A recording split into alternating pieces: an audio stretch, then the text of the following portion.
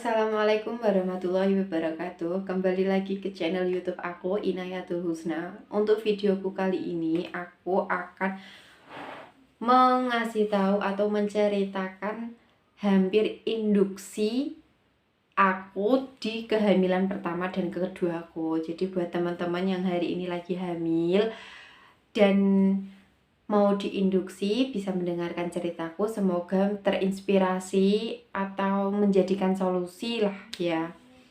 Terus sebelum aku bercerita, jangan lupa like, komen, dan juga subscribe untuk mensupport aku terus. Singkat cerita, jadi aku hamil tuh 2 kali, anak pertama dan kedua. Jadi anak pertama aku itu HPL-nya itu tanggal 2 Juli. Nah, waktu 7 bulan aku itu aku USG lagi di beda dokter dan yang pertama. Jadi yang untuk pertama itu sama, HPL head sama HPL USG itu sama. Nah, kalau yang beda dokter ini itu dia maju itu sampai hampir 1 bulan. Nah, aku kan worry kan kayak gini. Kalau USG itu kan sesuai kecil dan besarnya janin. Masa janin aku usia 7 bulan langsung gede kayak gini, langsung selisihnya itu sampai 1 bulan. Nah, terus habis itu dari USG itu hasilnya itu tanggal anakku itu lahir tanggal 26, sedangkan dia itu berarti 26 kurangi 14 berarti tanggal 13. Nah, tanggal 13 Juni, sedangkan HPL ku itu 2 Juli. Nah, tanggal 13 Juni itu aku USG lagi ke dokterku yang pertama. Karena ke dokter pertama itu aku ini dia bilang kayak gini, nanti kalau 2 minggu lagi kok belum keluar bayinya, nanti kesini lagi ya gitu, kita tunggu selama 2 minggu. Dan ternyata hasilnya anakku belum lahir dan anakku belum ada tanda-tanda kelahiran, keluar lendir atau ketuban, itu belum ada, pernah rembes dan itu cuman singkat, terus nggak ada tanda-tanda selanjutnya. Habis itu ini gimana, terus akhirnya balik lagi ke dokter pertama. Terus dokter pertama bilang setelah dicek hasilnya itu ternyata ketubanku keruh dan ketubanku udah sedikit, ini harus diinduksi, harus dikeluarkan. Nah, suamiku kan laki-laki ya kan, maksudnya dia nggak tahu, nggak ngerti gitu loh. Akhirnya itu suamiku bilang gini, loh dok, ini belum mulus-mulus kok dok, kok dikeluarkan. Terus jawabannya dokter, ya dibikin mulus, ya maksudnya diinduksi itu. Nah, habis itu dokternya bilang gini, mau dirujuk di rumah sakit mana, bilang sama Mbak E ya, bilang gitu kan. Habis itu kan aku kan domisilinya kan di Banyu Putih Jepara ya Rek ya. Terus habis itu aku minta rujukan ke rumah sakit Islam Kudus. Nah, habis itu aku ke rumah sakit Islam Kudus, aku langsung ke sana. Aku itu diperiksa sama salah satu dokter di rumah sakit Islam Kudus itu. Nah, yang namanya orang ya Rek ya, kan nggak tahu sistem rumah sakit kayak bagaimana. Sementara kita baru pertama. Nah, terus habis itu ke sana, terus coba ke IGD, barangkali langsung disuruh induksi kan gitu ya Rek. Ya ternyata dari dokter mana? Oh, kayak dokternya itu udah famous banget gitu loh di rumah sakit Kudus itu, udah famous, udah wes apal gitu loh, IGD ku udah apal. Ditanyain gini, oh ini dari dokter ini ya, langsung ke poli aja gitu. Terus akhirnya ke poli kan. Nah, habis itu kita ke poli kan. Habis ke poli itu diperiksa sama salah satu dokter di sana. Terus aku bilang gini, ini dokternya tanya, ini kenapa? Ini dok, katanya aku ketubanku udah keruh, ketubanku udah sedikit. Aku bilang gitu. Dari dokter mana? Dari dokter salah satu dokter Jepara, Dok. Siapa namanya? Ini, Dok. Gini, surat rujukannya udah dikasih. Oh, iya udah langsung duduk gitu. Apa langsung tidur? Langsung pemeriksaan USG. Dan hasil USG, Dok, bagaimana? Kan tanya gitu. Ini ketubannya masih aman. Dok, katanya tubannya keruh. Enggak, ini masih aman kok. Terus ini ketubannya katanya sedikit. Terus dilihatin, nah, ini apa? Ini apa? Ini tuh ketuban, semuanya ini ketuban. Dok, lihat terus bagaimana dengan pengapuran plasenta? Aku bilang gitu kan. Biasa kan, Rek, kalau udah trimester ketiga itu udah pengapuran plasenta, ibaratnya plasentanya ini udah tua gitu loh. Nah, habis itu dokternya bilang gini, pengapuran plasenta pada hamil tua itu wajar dan ini masih tahap normal, belum yang belum yang bagaimana bukan yang masalah gitu loh, Rek. Nah, habis itu nggak apa-apa kan, Dok? Iya nggak apa-apa, udah kita pulang. Habis itu kita pulang, malamnya kontraksi, habis itu lahiran lah di bidan. Gitu ceritanya. Waktu mau induksi, mungkin satu dokter mendiagnosa harus induksi dengan alasan dokter, karena kan setiap dokter punya apa ya, Rek, punya fasenya sendiri-sendiri, punya kayak passionnya dia sendiri-sendiri gitu loh, kayak dia, oh ini kayaknya pasien gue ini harus dirujuk gigi, harus diinduksi karena begini begini begini. Satu dokter, oh pasien gue masih bisa ini, gue pertahanin ini bagaimana ini kayak gini. Setiap dokter tuh pengen yang terbaik buat pasiennya, dan setiap dokter itu punya jawaban sendiri-sendiri untuk pasiennya. Jadi barangkali kalau mau, kita kan orang hamil kan ya gugup ya, ini anak gue udah belum lahir-lahir sedangkan yang teman-teman gue udah pada lahir gitu kan, Rek. Nah, coba ke dokter lain, cari referensi apakah dokter lain bisa nggak nih. Aku itu waktu dokter di Rumah Sakit Islam Kudus itu menyatakan bahwa kehamilanku ini masih normal, masih bisa ditunggu gitu kan. Nah, kenapa dia begitu, karena usia kehamilanku HPL dari menstruasiku itu kan tanggal 2 Juli, sedangkan waktu itu aku kesana itu tanggal 25 Juni gitu. Masih bisa ditunggu sekitar 1 minggu, masih mah nggak apa-apa.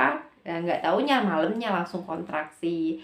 Nah, aku waktu dokternya itu bilang nggak apa-apa, aku gini, kalau sampai suatu ketika kehamilanku ini ada masalah, nih dokter yang dari rumah sakit nih. Tapi ternyata enggak, dan akhirnya semuanya beres, semuanya alhamdulillah lahir dengan selamat, dengan normal. Lahir berat badannya itu 33, panjangnya itu 48 cm. Normal, alhamdulillah, nggak ada kecacatan, nggak ada suatu apapun.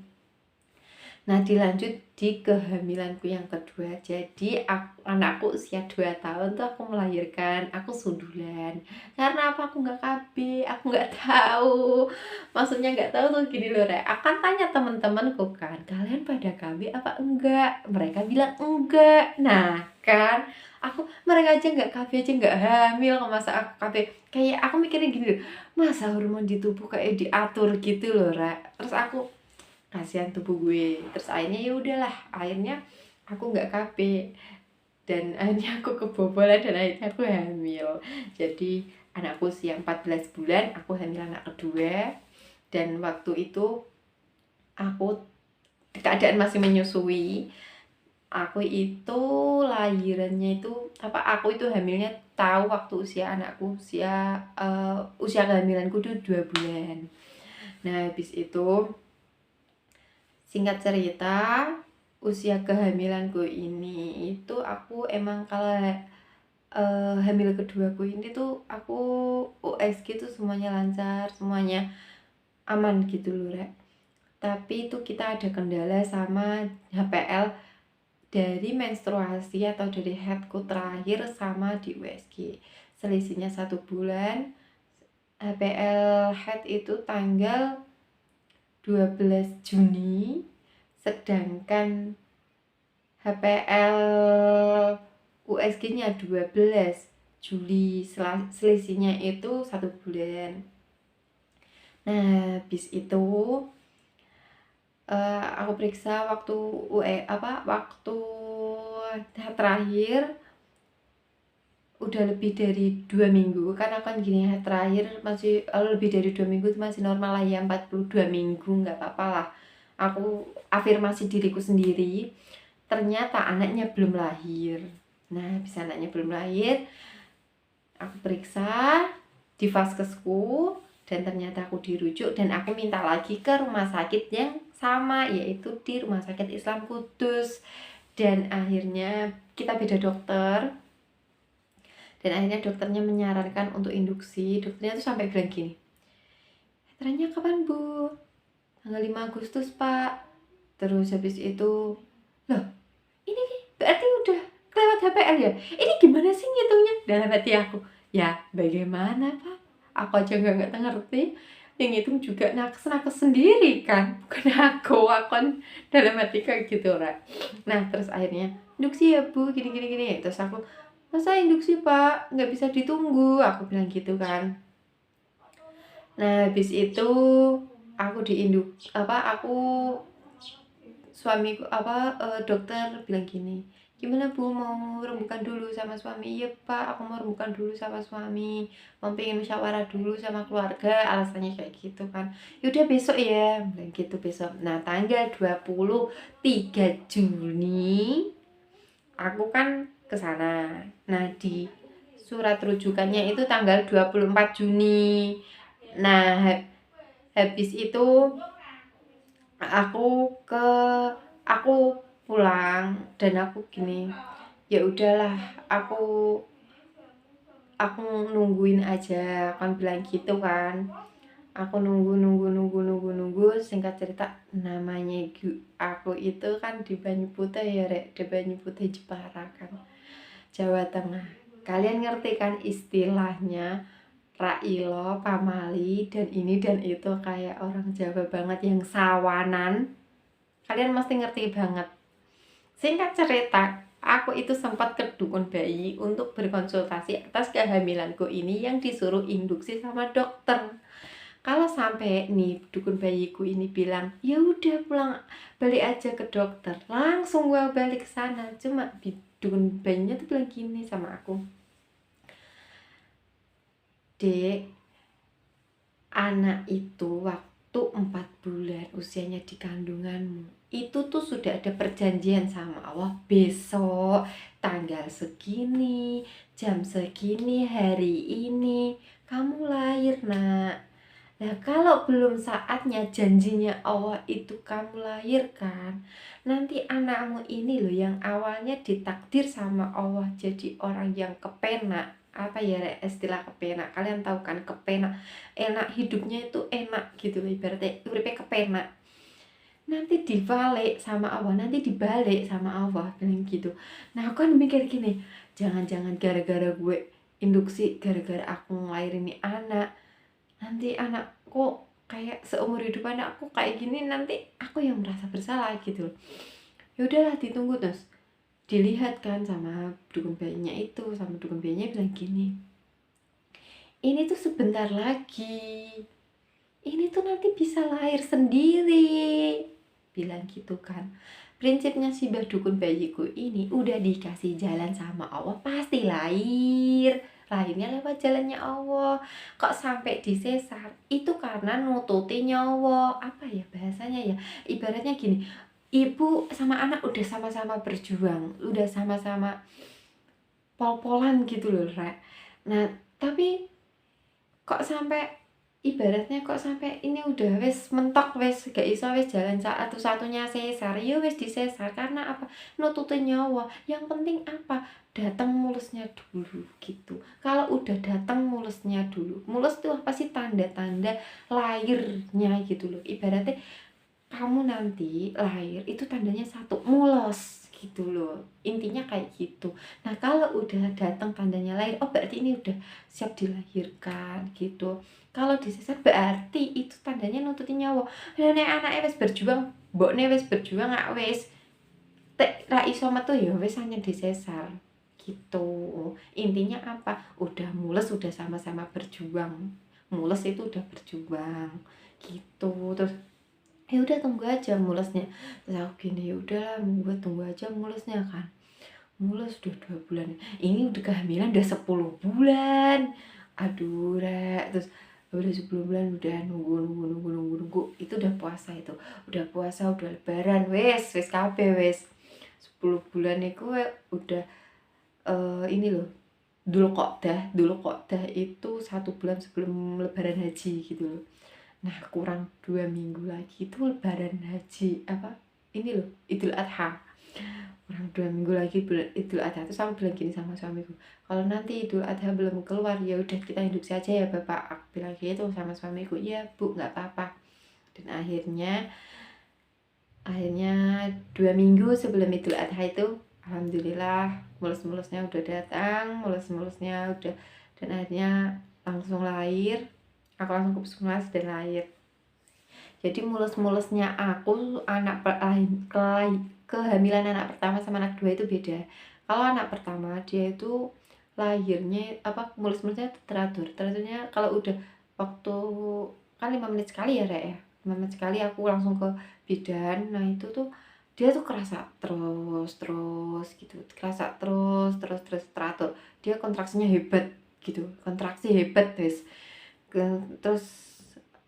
ke bidan buka 8, 2 jam kemudian lahir, itu kontraksinya teratur. Sedangkan yang anak keduaku ini itu tuh kontraksinya tuh yang kayak nak nu gitu loh. Nah anak pertama aku lahirnya tuh laki-laki. Nah anak keduaku ini itu tuh kontraksinya kayak klenak gitu loh, kayak ini tuh lo tuh mau adik mau lahir apa sekarang apa besok kayak gitu loh rek. Nah terus habis itu aku kan ke puskesmas, kontraksi itu 5 menit sekali, itu aku ke puskesmas dan ternyata baru buka 2. Aduh buka 2 ini lama, aku dalam hati kan gitu. 2 jam kemudian diobservasi aku udah nggak tahan wes buka 4. Habis buka 4 aku di sana itu masih di puskesmas, aku jalan-jalan aku berharap bukanya cepat dan setelah buka 4 itu aku 2 jam kemudian, nggak sampai 2 jam sih, akan jam setengah 2 pagi ya kesana. Dan terus jam setengah 4 tuh gak tahan wes dicek sama bidannya dari kan jam 2, setengah 2 itu buka 2, terus habis itu 1 jam 2 jaman itu berarti kan setengah 4 itu masih buka 4. Terus aku udah nggak tahan itu, aku udah mulai jam setengah 4 ke jam 4 tuh aku gak tahan wes gak tahan. Aku bilang, mbak aku udah nggak tahan, mbak ini aku udah ngengek itu ini rasanya langsung nggak karuan gitu loh rek. Terus habis itu dicek, oh ya udah ayo ngeden gitu kan. Hah? Waktu hamil pertama kan buka 8, terus oh bu ini udah buka lengkap ayo ngeden. Ini baru buka 4 terus nggak tahan disuruh ngeden. Akhirnya ngeden aku cuma ngeden cuma berapa kali, nggak sampai 5 kali kok. Berapa kali ya, 3 kali itu langsung lahir. Suami bilang gini, alhamdulillah bu udah lahir cewek, bagus. Akan bilang gini, apek pak, apek gitu kan, maksudnya badannya bagus, semuanya sempurna gitu loh rek, intinya alhamdulillah sempurna bu, alhamdulillah ya Allah terima kasih. Dan lahirnya tahu 3,8 kilo. Terus bidannya, ya Allah mbak ini gede banget. Terus dan akhirnya lahir normal sempurna, nggak apa-apa wes alhamdulillah. Begitu cerita hampir induksiku, semoga teman-teman terinspirasi. Aku waktu yang worry itu kehamilan kedua karena nunggu mulusnya itu nggak mulus wes sampai ada mitos digawe kesel nanti, digawe kesel dibikin capek nanti juga mulus, ternyata nggak ada mulus sama sekali. Seperti itu 2 kehamilan dengan cerita yang berbeda. Semoga teman-teman terinspirasi, bukan terinspirasi sih, lebih tepatnya punya wacana lebih, oh kehamilan pertama tuh kayak begini, kehamilan tuh orang beda-beda, begini, apa ya, lebih punya gambaran gitu loh, lebih punya gambaran. Dan sekian video dari aku, semoga bermanfaat. Assalamualaikum warahmatullahi wabarakatuh.